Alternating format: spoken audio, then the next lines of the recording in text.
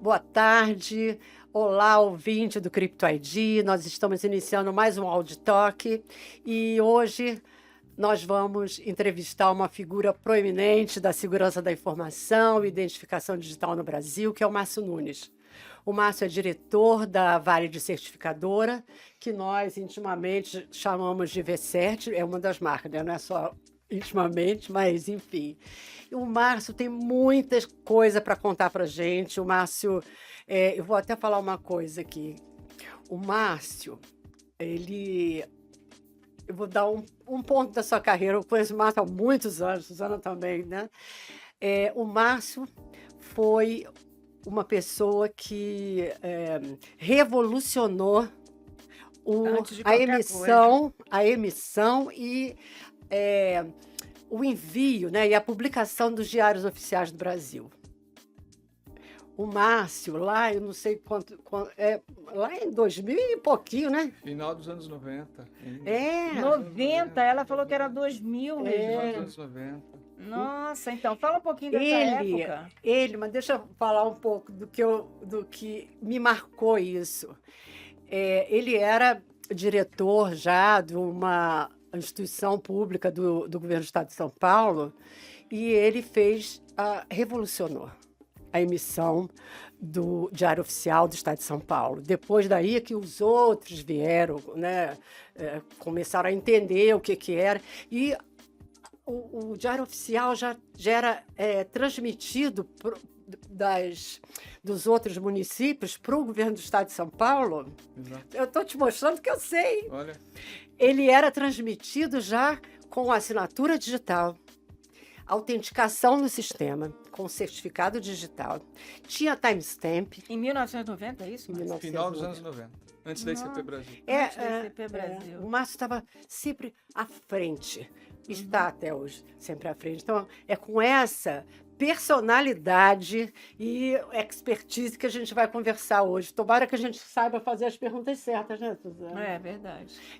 Nossa. Bom, primeiro, muito obrigado pela oportunidade. É um prazer reencontrá-la, Suzana, Regina. Primeiro, com esse introduto de vocês a meu respeito, já que com agradecimento bem... de outra forma, você também, né, faz a gente relembrar muitas coisas importantes e interessantes quando a gente começou, enfim. O que também já denuncia a idade de todo mundo, certo? De alguma forma, né? Conta um pouco disso.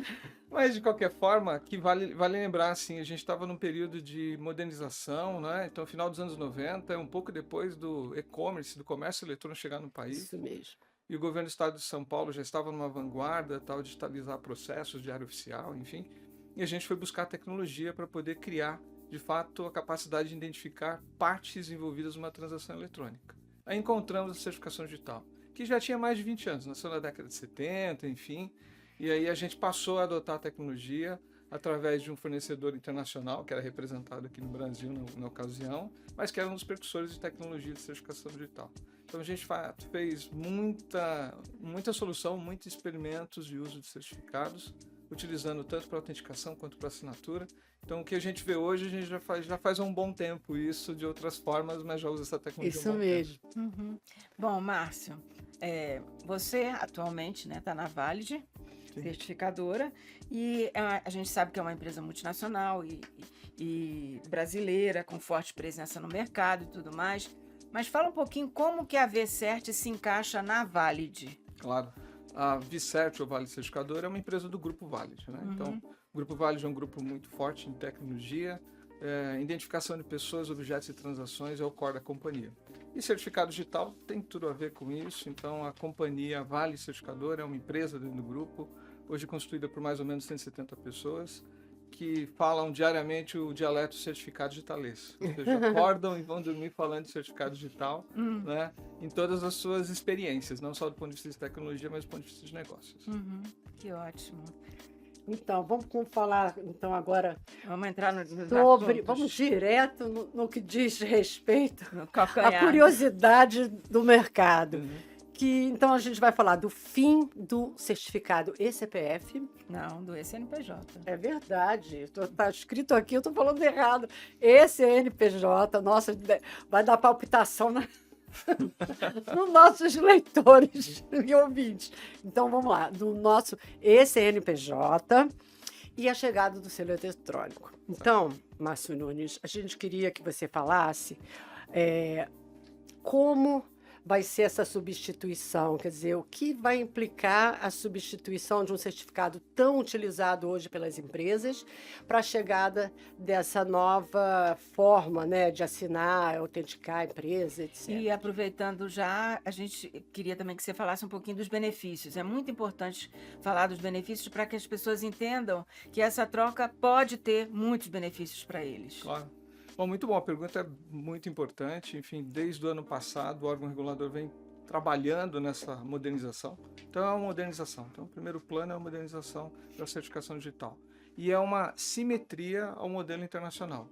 A União Europeia já pratica o uso do selo eletrônico em várias operações, existe uma normativa que declara exatamente como fazer uso e, obviamente, que o órgão regulador, olhando para o mundo, pensando em como melhorar a simetria do uso da nossa tecnologia, que é bastante utilizada no país, ou seja, uma infraestrutura de chaves públicas nacional, extremamente importante.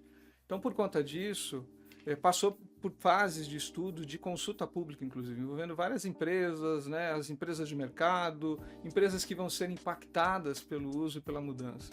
O que acontece é que também, por um outro motivo, a cadeia hierárquica ICP Brasil, que a gente chama de V5 hoje, que é a identificação dela, tem data de validade, ela expira em 29.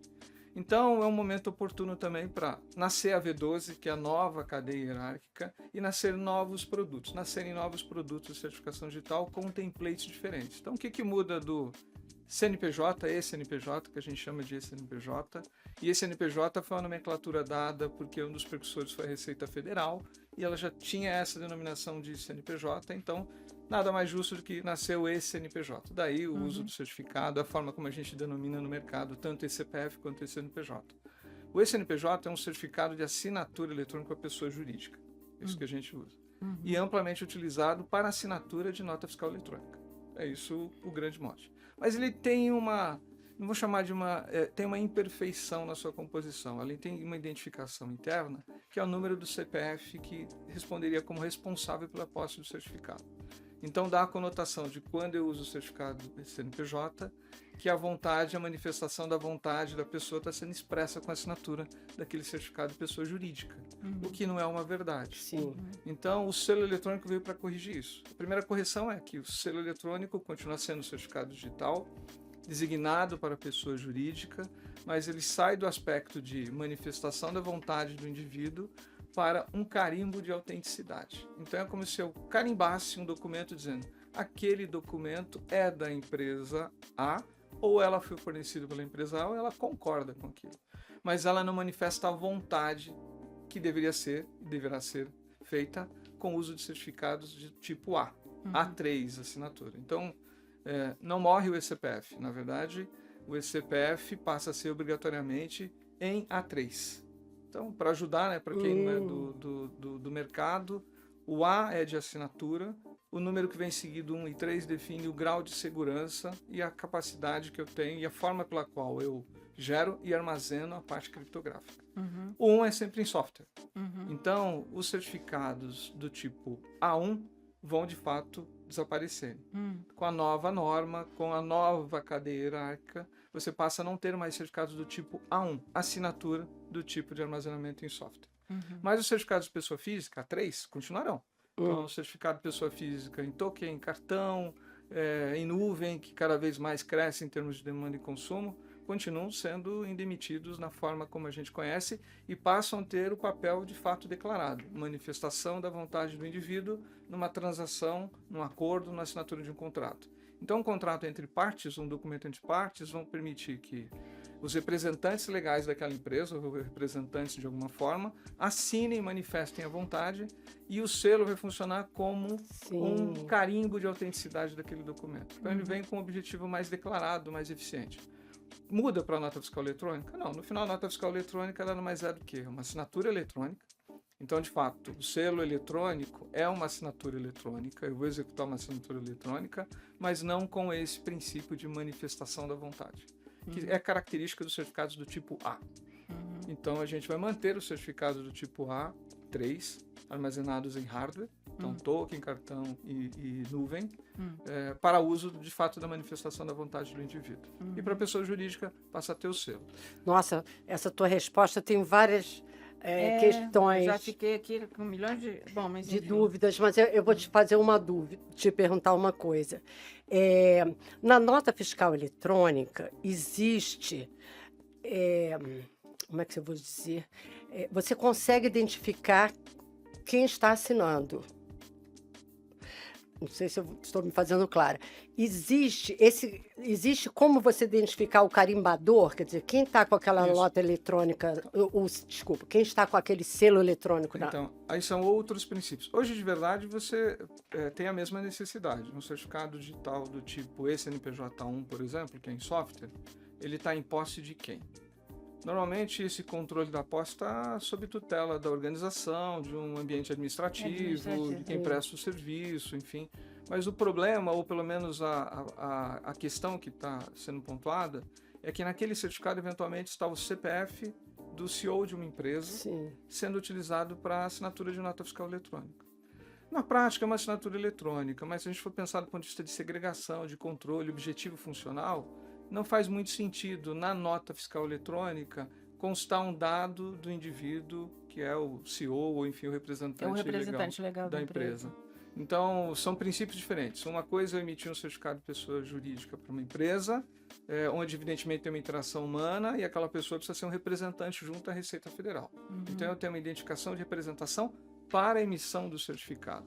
Mas, para uso do certificado, parece um pouco torto, né? Então, eu tenho esse CNPJ1, que tem lá o CPF do CEO da empresa, mas quem está utilizando é o faturista para emitir uma nota.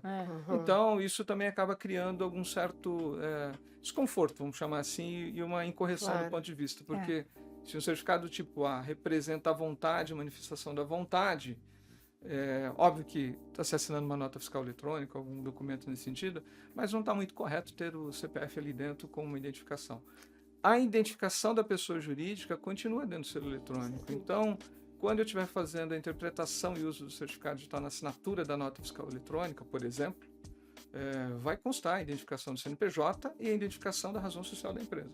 Então, você mantém o princípio que, de fato, é identificação da parte que está assinando uma nota. Você sabe o que me ocorreu aqui agora? Porque tem muita gente jovem, inclusive contadores, que nunca botaram a mão num talão, né, num bloco de nota fiscal. Graças a Deus, né? E o que acontecia antigamente? Justamente, por exemplo, você vai comprar um sapato, vamos dizer. A pessoa quer nota fiscal, pegava um bloco, botava ali e carimbava. Não era o dono da loja de sapato que ia lá rubricar. Então, na verdade, a gente está agora remetendo a essa época onde o profissional que trabalha na empresa tem lá a plataforma de assinatura, né, de emissão, vamos dizer assim, da nota fiscal eletrônica, e é um carimbo, e não o dono da loja, o CEO lá, que vai rubricar na assinatura. Então, me ocorreu essa analogia. Agora, vamos falar uma coisa.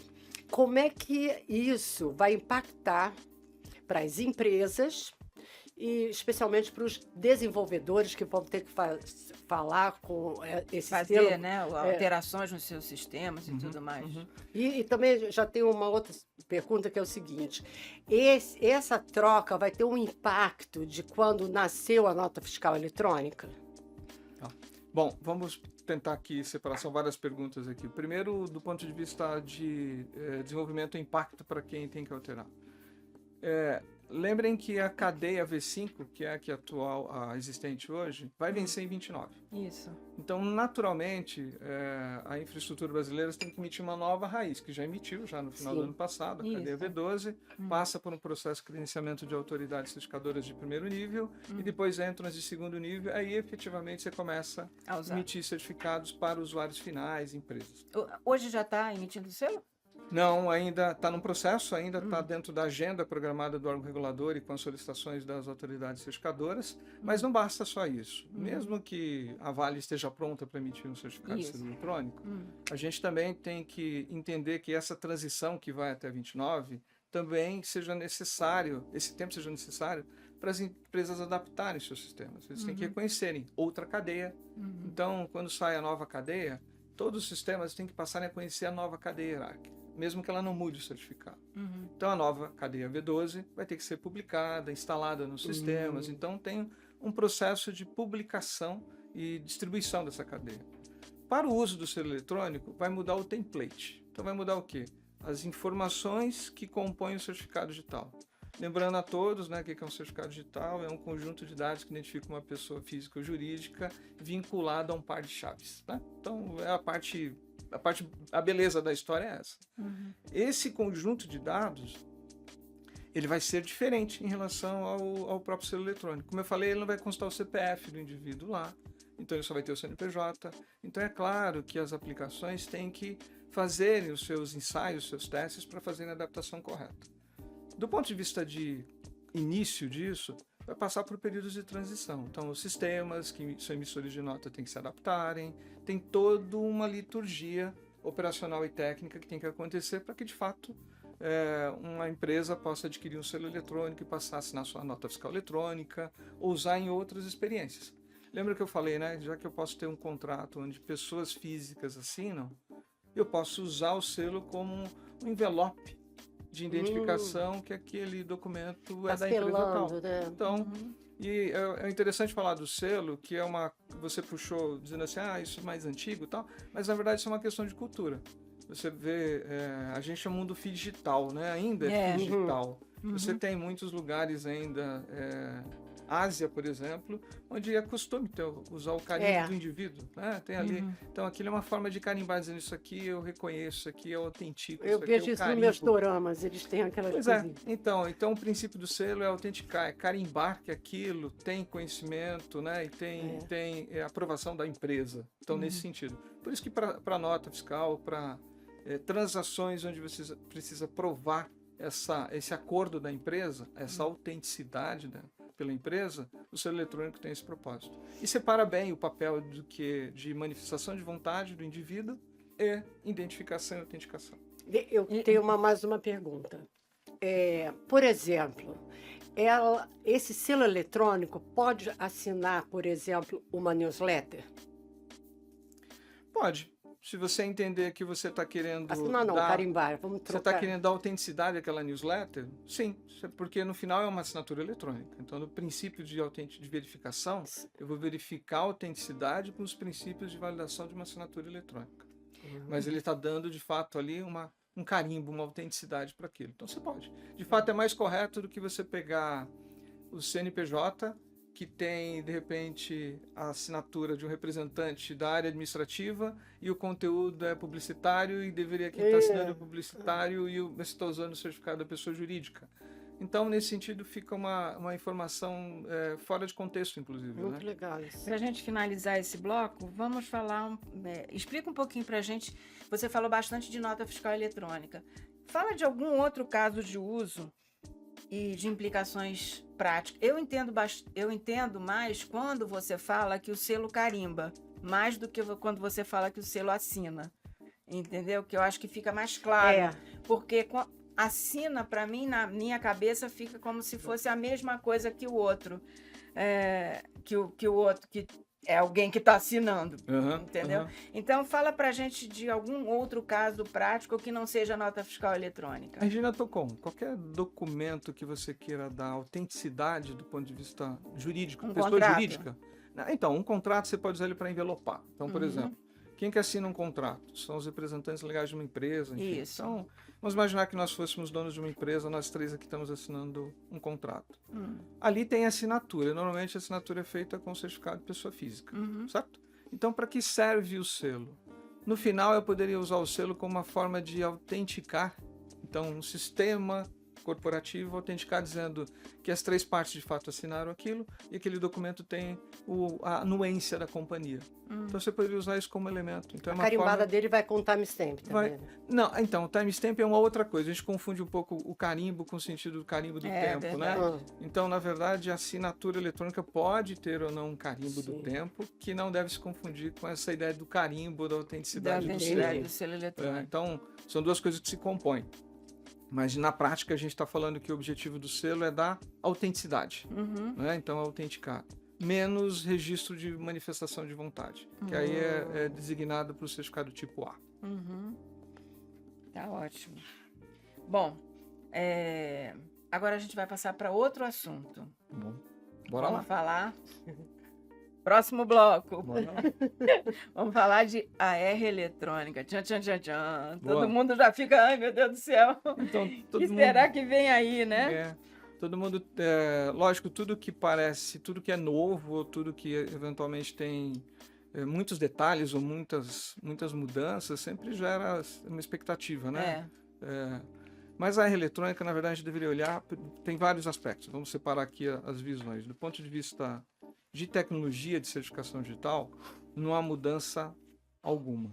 O que acontece é que você cria nova modalidade de validação do indivíduo Você inclui, né? para você poder emitir um certificado digital. Então, hoje, o que é conhecido? Você pode fazer por validação presencial.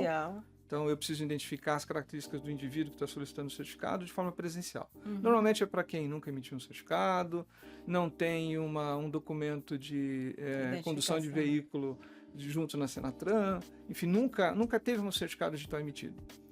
Então, a gente não tem como comprovar a identidade. À medida que o sistema de identificação nacional vai ficando mais robusto, isso também vai criando possibilidades. Então, uma das expectativas da AR eletrônica é que, à medida que o sistema de identificação nacional vai ficando mais robusto, mais amplo, isso permita você ter mais confiança no processo de identificação de um indivíduo. Então, esse é um olhar. De fato, o objetivo é olhar a modernização do uso da certificação digital, de fato, para aquilo que se prega, para aquilo que se espera, que é, de fato, da autenticidade e garantia o que a gente gera de identidade confiável dentro de uma transação.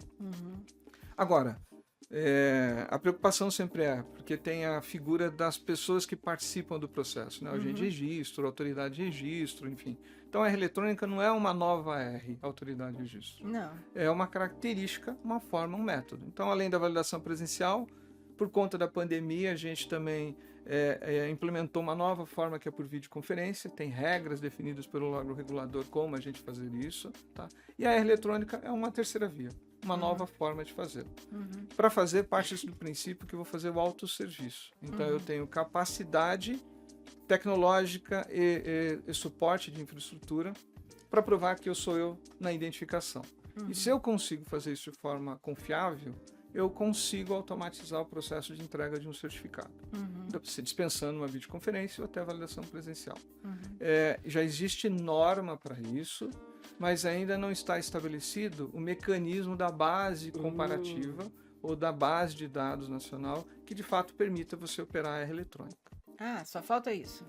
Falta isso. Falta isso de fato. Só isso. Só Falta esse isso de pequeno fato. detalhe. Bom, não muda tantos procedimentos, Não, então. ele simplifica bastante. Os grandes benefícios estão de fato do ponto de vista do usuário. Né? O usuário hoje precisa marcar, fazer uma agenda, fazer uma videoconferência, interagir. Tem um processo, né? Eu tenho uma etapa, eu tenho uma fricção aí. O presencial mais ainda, eu tenho que ir para o endereço, marcar uma agenda. Então, a gente está falando em melhorar essa experiência do usuário, de fato, para obter o mesmo benefício que qualquer um teria com o uso do certificado. Então, é tornar mais fácil mesmo, expandir o uso do certificado. A gente que está há mais tempo nisso, hoje em dia a gente acha maravilhoso, né? Eu A acho. gente acha a emissão do Já certificado acho uma muito coisa rápida. super Sem dúvida, rápida, super É. prática. Sem dúvida, mas ela ainda estabelece um procedimento, né? Eu tenho que te colocar num procedimento. Isso. Você tem que entrar em contato, combinar uma agenda, colocar uma Ter pessoa para te hora. atender. Óbvio que isso é extremamente importante. Isso não foi criado por um processo Para complicar. de Claro. fricção, não. É porque, de fato, é necessário a gente garantir, porque a gente está entregando a caneta de autorreconhecimento da sua firma. É muito poderoso. Então, a gente precisa ter o máximo de certeza possível que, de fato, a gente está entregando a caneta da pessoa para a pessoa, de fato. Então, isso é uma preocupação sempre da infraestrutura de chaves públicas, de todo mundo que atua. Então é sempre há uma preocupação. Como não existe tecnologia perfeita, então sempre preocupa-se, há sempre um questionamento sobre mas não vai ter risco, não vai aumentar o risco, não vai aumentar a potencialidade de alguém tentar emitir o certificado em nome de outra pessoa.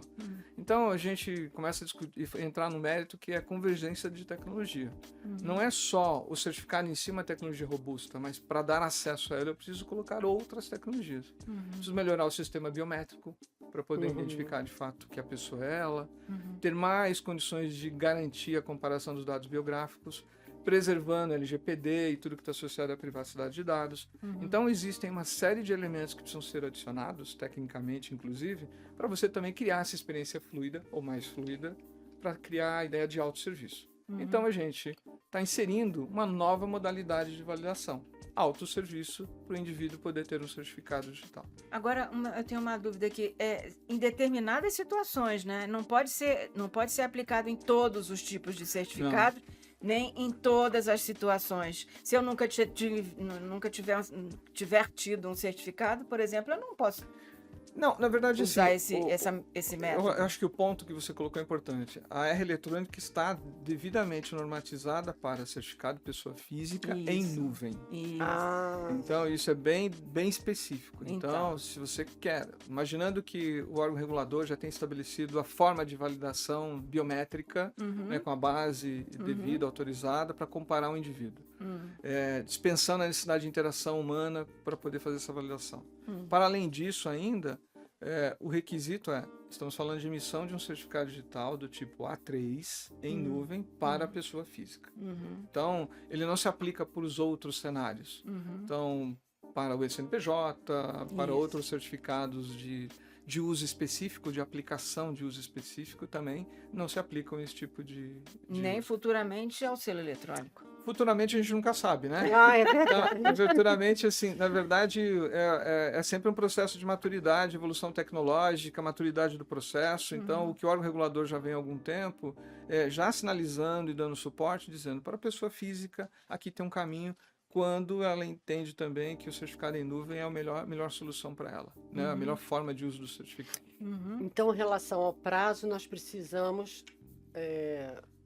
ficar menos ansiosos. Vamos aguardar. A gente sempre espera que as coisas aconteçam, né, no seu tempo certo, né? O tempo depende. A gente tem um processo de modernização da identificação no país, tem uma série de coisas que estão acontecendo que vão potencializar ou acelerar, enfim, ou dar de fato caminho para a emissão de um certificado digital pessoa física A3 em nuvem, num serviço, numa modalidade de AR eletrônica. Você já falou bastante sobre o que como vai acontecer.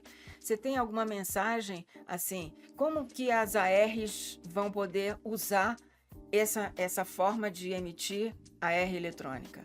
Então, nada muda assim, nada é tão binário assim, né? Então, assim, no dia seguinte não tem mais, né? Você tem necessidades específicas, então você vai ter... O atendimento é sempre...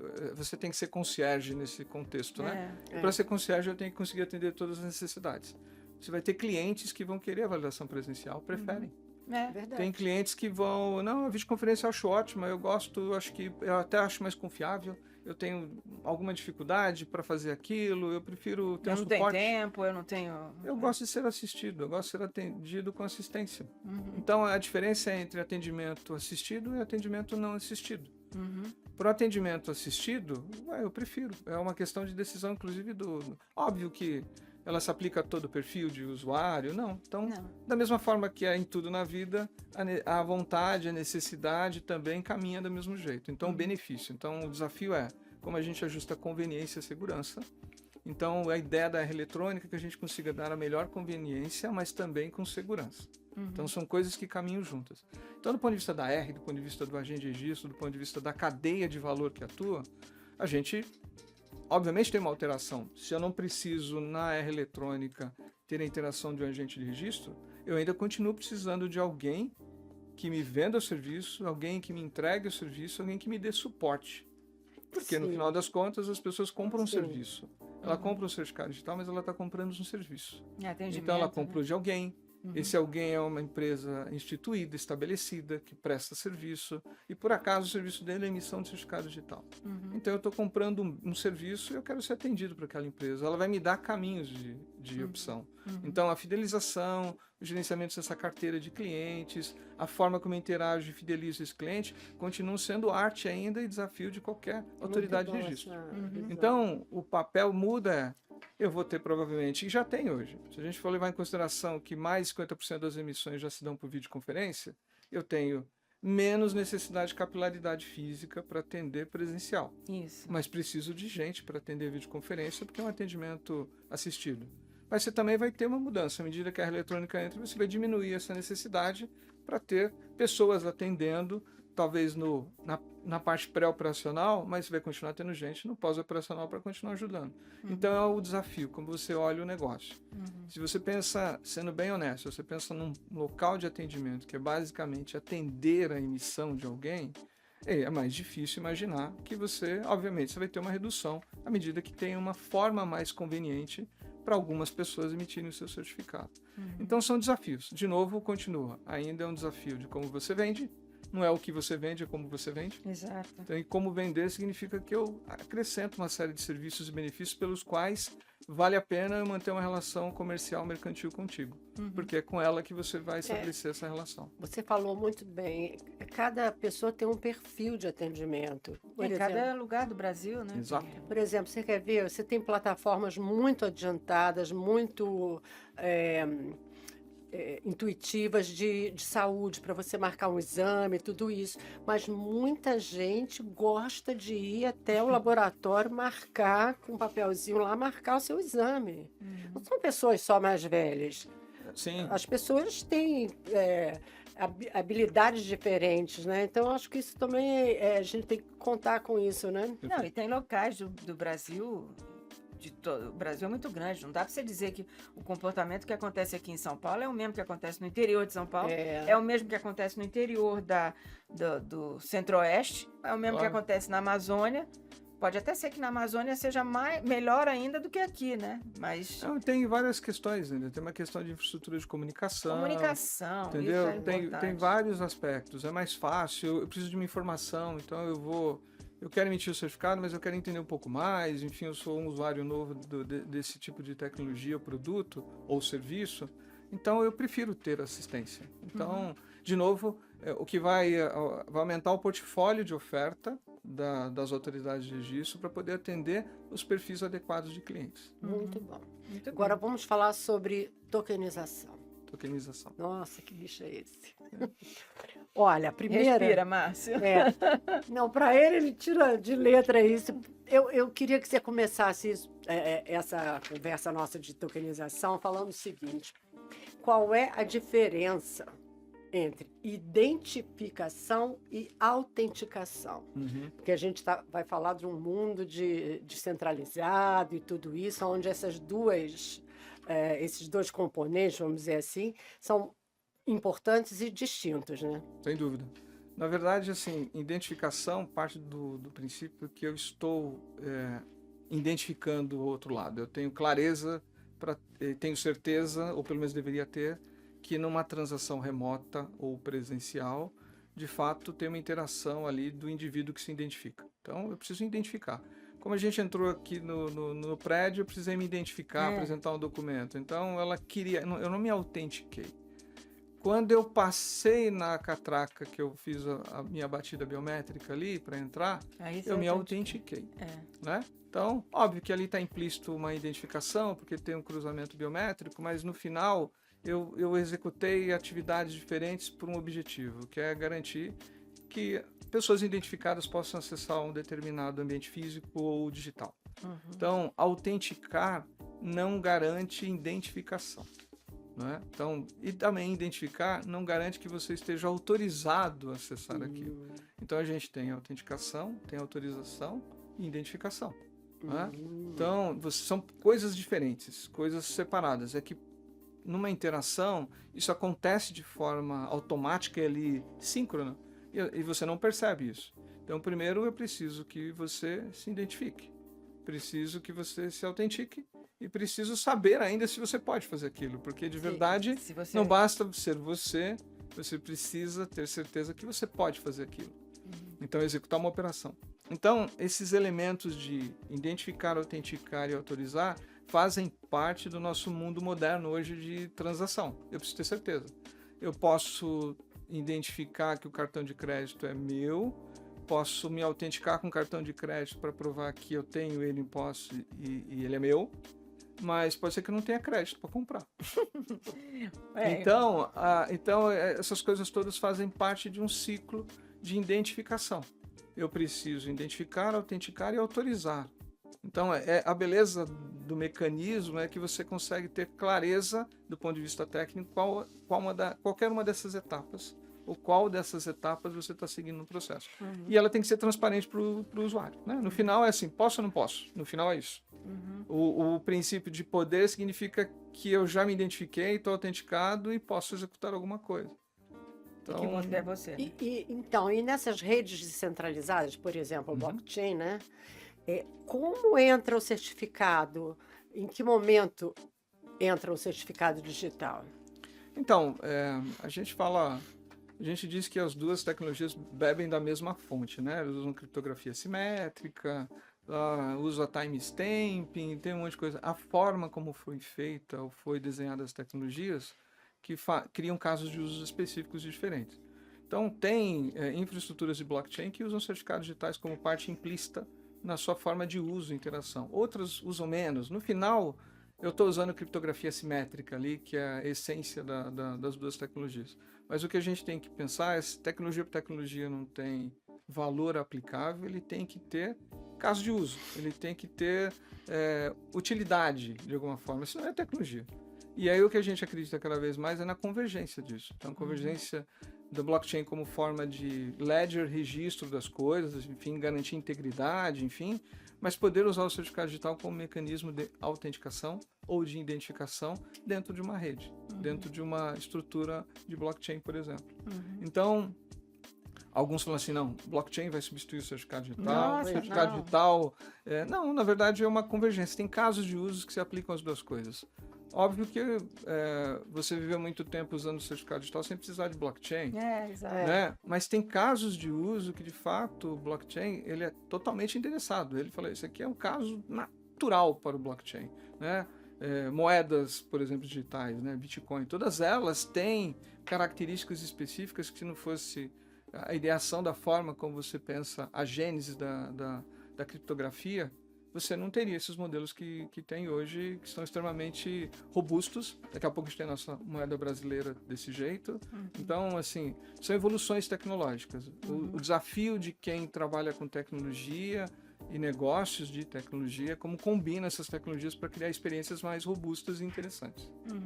E como que você enxerga a integração entre blockchain e as outras redes com certificação digital? Como é que quais são os desafios e oportunidades que a gente pode ter numa situação eu vejo dessa? muitas oportunidades, assim, desafios técnicos, eles já são conhecidos, assim, acho que tem bastante clareza nos papéis ou nas funções.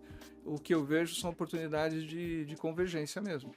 Eu posso ter uma infraestrutura de blockchain para poder garantir coesão. De verdade, uma das características do blockchain é justamente garantir confiança entre partes que de fato não são ou não podem falhar do ponto de vista de confiança.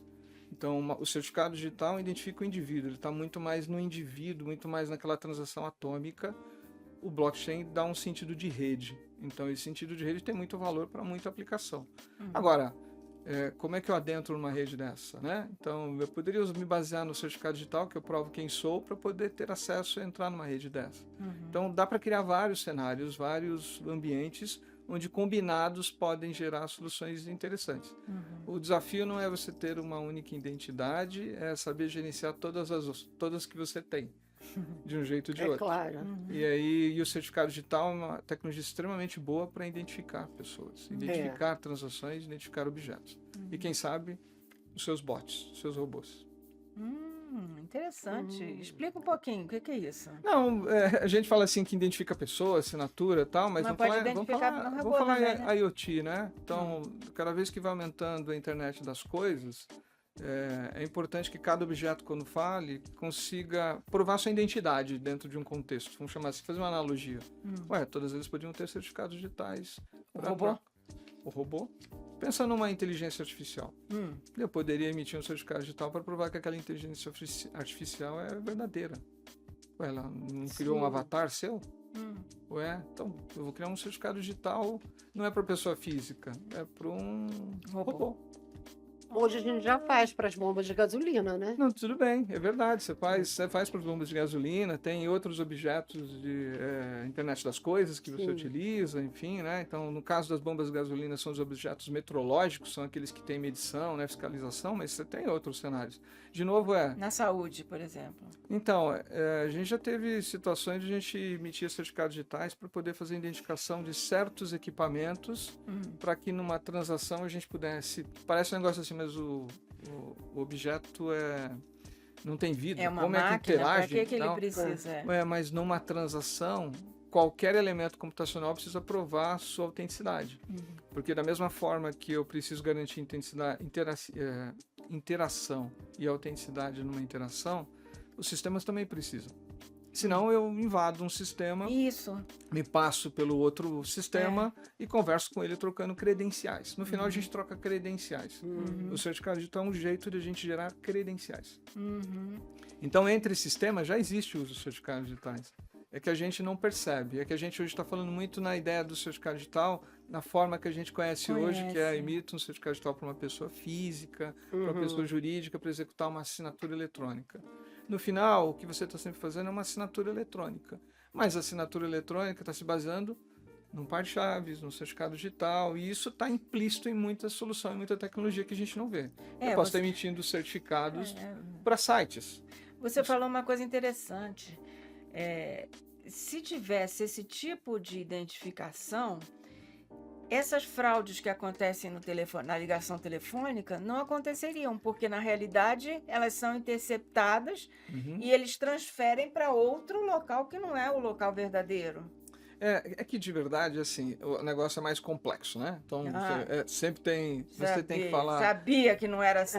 Não, é que a stack tecnológica ou a pilha de tecnologia, quanto mais complexa ou mais moderna, ela vai ficando também mais desafiadora, né? Então, as camadas de tecnologia, uma falam com as outras, né? E essa conversação precisa ser sincronizada.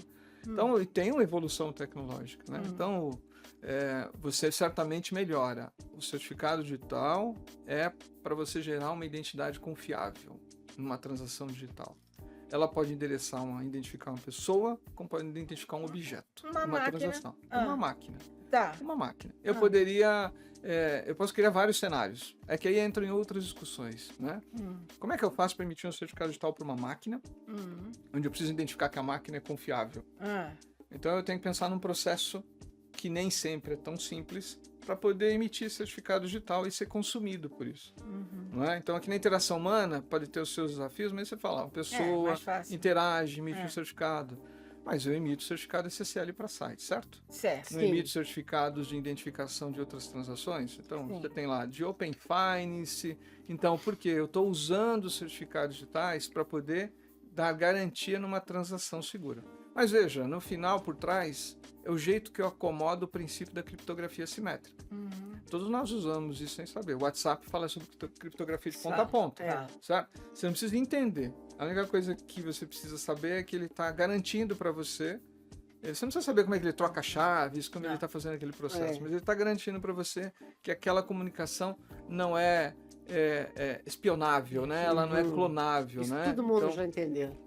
Porque usa o princípio dessa tecnologia. E o princípio dessa tecnologia, da criptografia simétrica, que está no certificado digital, não serve só para um caso de uso. Serve para vários casos de uso. Um dos casos de uso, eu não vou me estender nesse assunto, mas, porque eu já falei muito sobre isso, são os carros, né? Uma BMW chega a ter cento e tantos certificados SSL nos componentes todos. Eu estou falando isso porque a Suzana teve um problema com a BMW que, eu vou encurtar a história, que simplesmente a BMW parou, ela estava lá eu acho que é Itália, né? Aí a BMW parou e tomou conta do volante, onde ela não conseguia mais, porque o SSL estava vencido. Aí essa é uma história longa que depois A gente conta em outro dia. Vamos, Interessante. vamos Maravilhoso. continuar nosso Veja, assunto. Você tocou num ponto, né? Então, como garantir também a atualização disso, né? Como fazer porque o não foi update do certificado. Então, o certificado expira. O certificado digital identifica uma pessoa, né? Uma parte, mas ele tem vigência. Você pode revogá-lo. Então, o certificado tem status, né? Tem Isso. estado. Ele está ativo, está revogado ou ele está vencido. Então, essas características também precisam ser controladas nas aplicações. No final é tudo software, né? O software vai comer cada vez mais o mundo, né? Do ponto de vista. Deus É. me perdoe. Não é? E aí, nesse sentido, você precisa ter também, então, software falha. Então, você precisa colocar elementos de controle e segurança para garantirem que o uso pleno do É certificado o digital. gerenciamento dos certificados Gerenciamento. digitais. Isso Boa. aí. Márcio Nunes, agora a gente vai para um novo bloco, já que você introduziu a palavra Open Finance. Vamos falar sobre o Open Finance. A gente sabe que o Open Finance já é uma realidade no Brasil, todo mundo está usando, alguns gostam, outros não, uns querem, outros não querem. Mas tá aí, é uma realidade que a gente tem que encarar.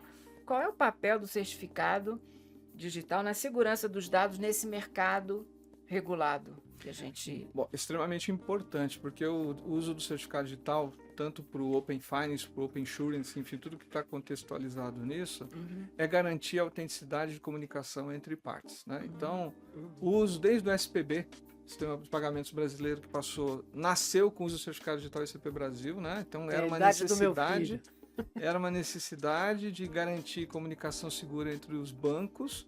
E os bancos precisam ter certeza que o banco que está falando comigo na transação, que está transferindo o nosso dinheiro de um lugar para outro, é o banco que tem um acordo. Então, o uso do certificado já é usado amplamente já há bastante tempo. E o Open Finance, o Open Insurance, passou a usar o certificado digital com características específicas e processos de homologação bastante específicos, justamente para garantir essa integridade, essa segurança na comunicação transacional entre instituições financeiras. Então, é um papel extremamente importante. Tá certo. Bem, é porque esse tema financeiro é mais para ela que é economista, né? Mas eu vou fazer uma perguntinha também, que seria o seguinte. Nós temos certificados, você falou o SPB, né? No SPB, inclusive, tem 23 anos, eu não posso esquecer Tem isso. gente aqui na sala que não sabe nem o que é isso, né? É verdade. Não sabe nem o que é Porque isso. tem a Não, idade, não da sabe. idade do meu filho, quando foi lançado, eu não pude nem ir na cerimônia de abertura do SPB, porque eu estava grávida e não podia pegar avião mais nesse momento. E, enfim, a gente sabe que o sistema, o SPB, Pix, Drex e tal, tem certificados específicos, né? Tem os EOIDs, né? Que falam que são os campos, né? No caso do Open Finance, também ou ele pega carona de algum certificado do sistema financeiro que já existe? Então, os certificados digitais, eles têm um conjunto de atributos. Então, alguns deles são os OIDs, que a gente chama, são os identificadores de objetos, ou seja, existem códigos definidos para facilitar a interpretação, né? Se eu identifico uma informação lá dentro, eu tenho uma forma de buscar claramente aquele código, aquele OID identifica uma informação importante para garantir que aquele certificado está dentro de uma configuração adequada e ele atende os requisitos pelos quais ele foi desenhado. Mas existem outras informações, existe o SAM, que são informações de identificação do objeto do certificado digital. Então, existe um conjunto informacional específico para certificados digitais, dependendo do tipo de comunicação. Não necessariamente é um OID. Então, eu posso ter um certificado de comunicação que tem informações particulares. Vou dar um exemplo, SSL. Eu tenho lá o domínio dentro do certificado que identifica o domínio pelo qual aquele site, enfim, aquele servidor tem. Em outros casos, o certificado precisa ter uma identificação, muitas vezes é uma informação de uso interno mesmo, é um controle, um identificador para que a aplicação consiga saber que aquele certificado digital, além de identificar a parte, ele é um certificado que passou por um processo de ativação, é designado para um determinado fim, Então, essas caracterizações, a beleza do certificado digital é que eu posso criar templates ou características diferentes em função de uma necessidade. Óbvio, a gente fala na ICP Brasil, existem normas, né? As autoridades certificadoras de primeiro nível definem essa estrutura baseado no que a ICP Brasil, a raiz, define, e aí eu consigo estabelecer características adicionais. Como, por exemplo, eu posso criar um certificado digital e colocar um identificador lá dentro que identifica a matrícula de um funcionário dentro de uma empresa. Essas informações são particulares a um tipo de certificado digital, porque tem um fim. Eu quero ler do certificado digital essa informação na hora que eu interpretar, porque ela me ajuda no meu mecanismo de autenticação. Então, tem características muito... Como o CPF, por exemplo. A gente fala o eCPF. Lá dentro tem o número do CPF.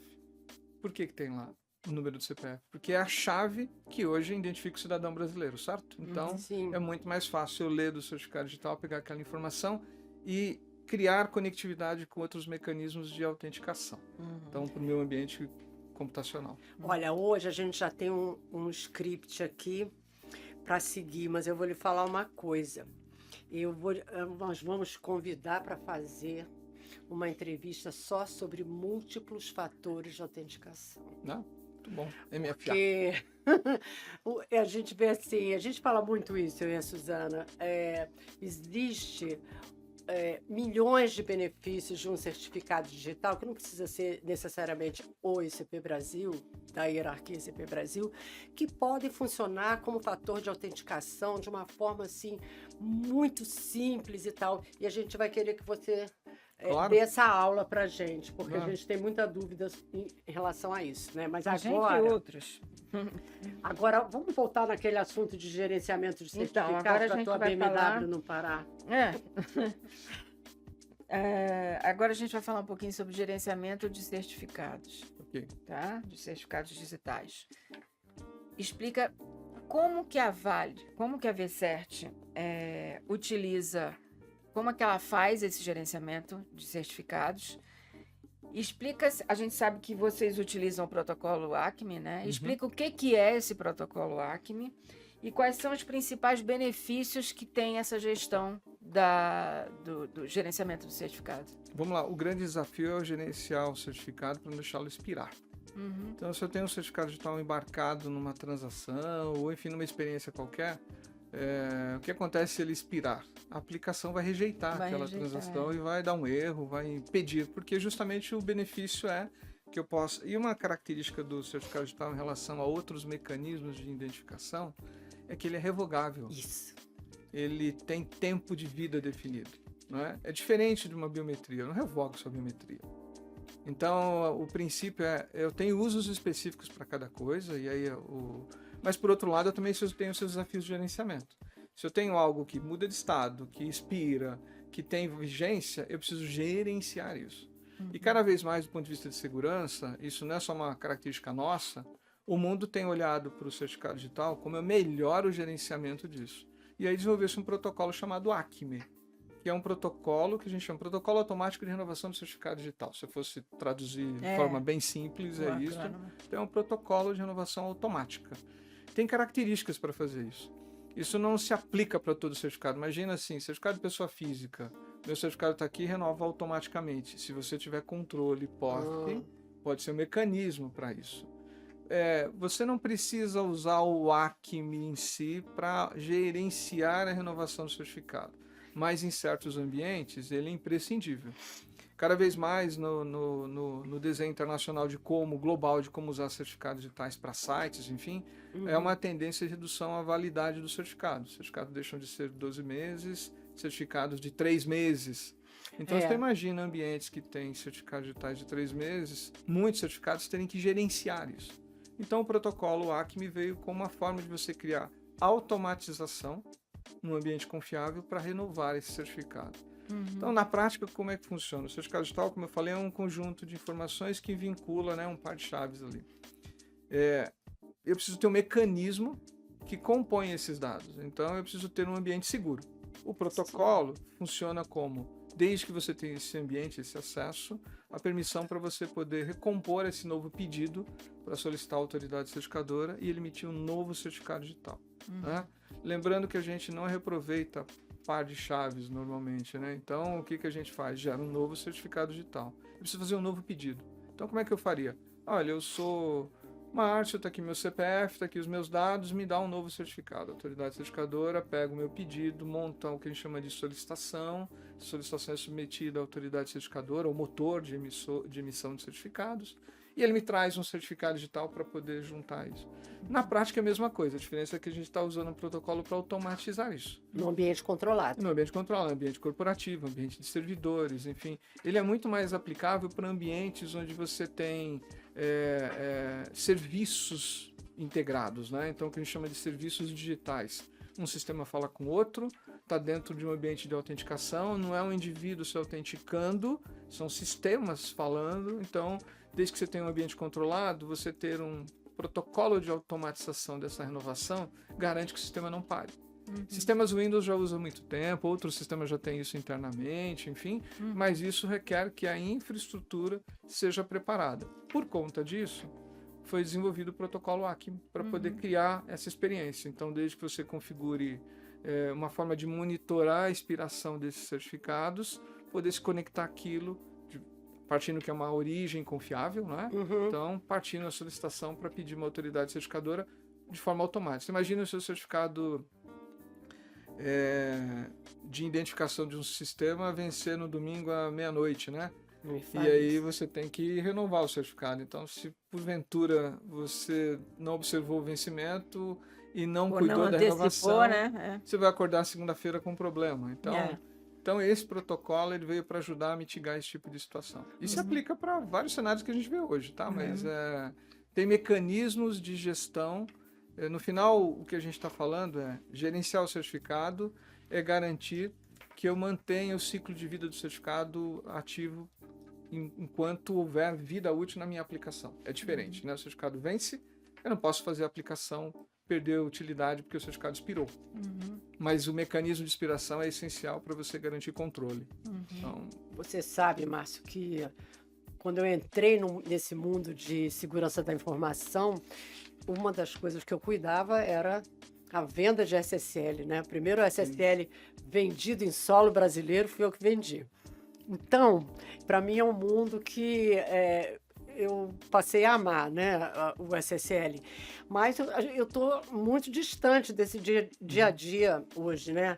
Então, quando você fala desse controle, é uma coisa maravilhosa, porque vocês não têm noção o que é você estar sentada no lugar de uma autoridade certificadora que emite certificado e as pessoas ligarem de um banco a tantas horas, da meia-noite, sei lá, e falando assim, olha, o banco XYZ, XYZ é bom porque não aconteceu só com o banco. Olha, venceu a chave, o banco parou.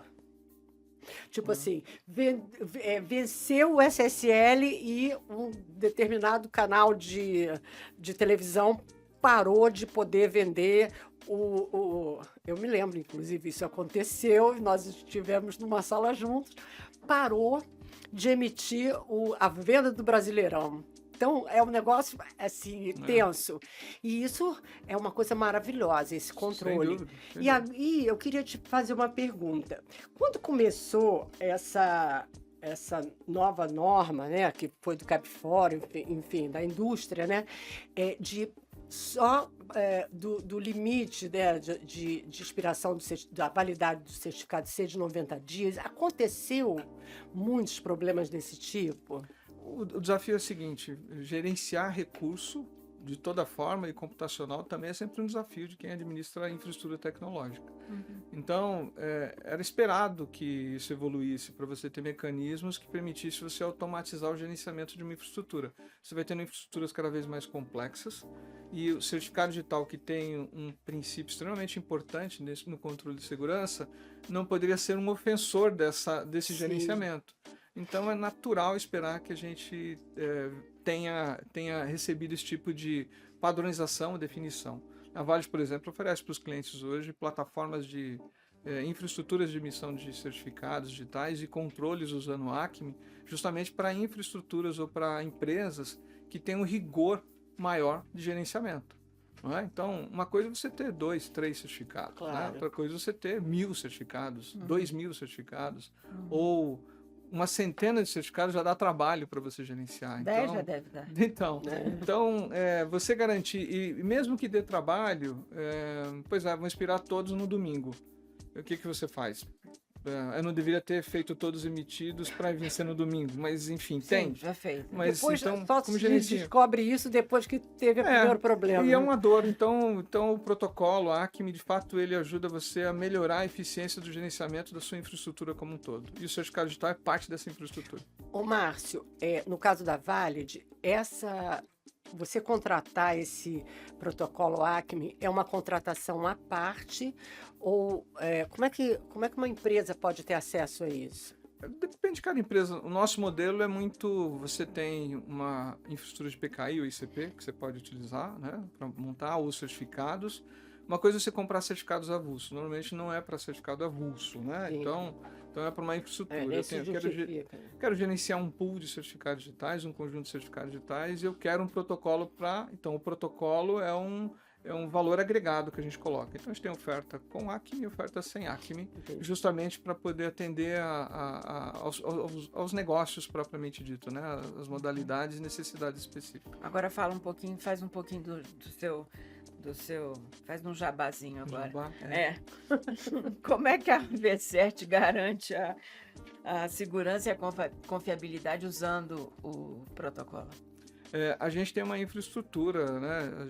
Nós somos ICP Brasil, somos também o Web Trust, enfim, então a gente tem oferta de certificados digitais, não só ICP Brasil, como certificados globais, e a gente tem certificado digital para cada necessidade. A gente brinca que se precisar colocar um certificado digital numa geladeira para emitir um gelo assinado, a gente vai dar um jeito de fazer isso. Um gelo assinado. Porque isso é o nosso negócio. Envelopado. Agora. Um gelo autenticado. Um né? gelo Então, autenticado. Brincadeira à parte, na verdade, a gente tem várias modalidades de serviços baseado no tamanho do cliente, necessidade de gerenciamento, maturidade de gerenciamento. Né? Você tem empresas que têm maior capacidade de gerenciamento e querem automatizar tudo para não ter nenhum tipo de impacto. Tudo isso implica em custo, então depende muito da característica da empresa. Então a gente oferece vários modelos de serviços. Então, certificados digitais ICP Brasil, com renovação. A gente, por exemplo, se você for a pessoa física que representa a sua empresa, né, você pode usar o VIDAS, que é o nosso certificado em nuvem, e fazer a validação. A gente usa. Você pode renovar o seu certificado de pessoa jurídica direto do VIDAS. Assim. Olha. Você não precisa fazer uma videoconferência ou uma avaliação presencial. Que interessante. Então, isso não deixa de ser, não é um Acme, mas passa a ser uma forma de você gerenciar e facilidade de renovar. Então, o desafio da companhia é como a gente ajusta a segurança e vai criando conveniência em função dos casos de uso, das necessidades, enfim, e dos feedbacks que a gente recebe dos clientes e dos parceiros. Então, olha a Vale Certificadora como uma empresa altamente especializada em certificação digital. E completa. Do ponto de vista não só de negócio, mas do ponto de vista de tecnologia. Então, tem um time extremamente experiente lá para justamente ficar pensando como é que eu ligo... Como que vai assinar o gelo. Exato, como vai assinar o gelo. Isso é uma boa.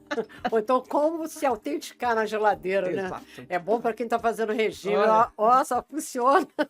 Só tenho acesso tais e tais pessoas. Muito bom isso. Ô, Márcio, a gente acha assim, conversar com você é um pouco assim, tipo um professor Pardal, ninguém deve saber disso, eu estou entregando a minha idade, que é um cientista. É o né? bisavô já. Já entreguei. É o bisavô do Pato Donald. Então, o que você vê, assim, para a gente já estar finalizando, né, para 2025, né? Eu sei que você já está enxergando lá em 30 e tal, mas em 2025, o que você acha que as pessoas que lidam com segurança da informação devem prestar atenção esse ano? Não necessariamente ligado à certificação digital, porque o teu conhecimento é muito amplo e muito além só desse assunto. Então, o que as pessoas precisam prestar mais atenção esse ano?